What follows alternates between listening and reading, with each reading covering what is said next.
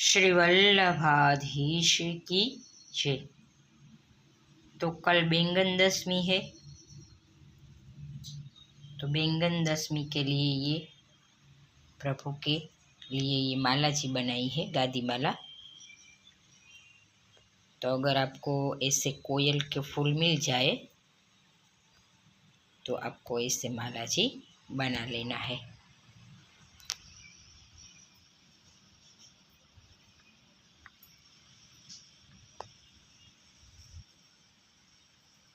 चंपा का फूल, ये पारिजात का फूल है, कोयल का फूल और वसंत का फूल। तो कोयल का फूल इतना गमले में खिला था, तो बैंगन दशमी के लिए ये माला जी बनाया है। आप भी अपने प्रभु के लिए ऐसा माला जी जरूर बनाना। जय श्री कृष्ण।